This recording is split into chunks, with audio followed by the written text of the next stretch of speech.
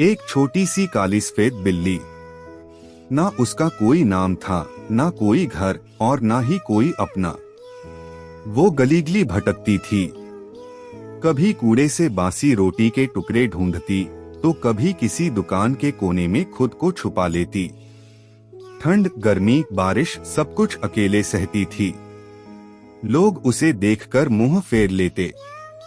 कोई उसे पत्थर मार देता, कोई डरा देता, और वो बस एक सवाल अपनी गीली आंखों से पूछती रहती थी, मैं भी किसी की हूं ना।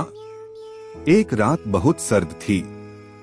हवा तेज चल रही थी और बारिश की बूंदें जैसे सुई बनकर चुभ रही थीं।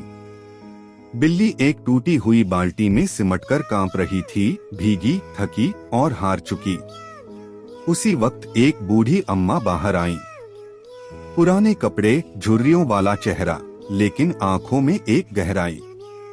उन्होंने बिल्ली को देखा और बिना सोचे उसे उठाकर अपनी चादर में लपेट लिया।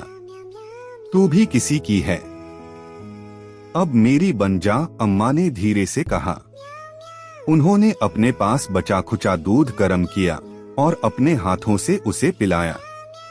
उस रात बिल्ली पहली बार चैन से सोई, डर में नहीं बल्कि प्यार में लिपटी हुई।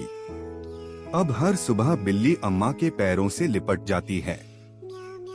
वो उनके साथ चाय के वक्त बैठती और जब अम्मा अकेली होती तो उनकी गोद में आकर सुकून से आंखें मूंद लेती। एक दिन अम्मा की तबीयत कुछ ढीली थी। वो चारपाई पर बैठी थीं, थकी सी, और खिड़की से बाहर देख रही थीं। बिल्ली धीरे धीरे उनके पास आई, उनके सीने पर चढ़ गई और अपनी नाक से अम्मा के गाल को छूने लगी।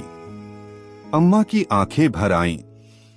उन्होंने कांपते हाथों से उसे सीने से लगाते हुए कहा, कभी सोचा नहीं था कि एक बिल्ली मेरी पूरी दुनिया बन जाएगी।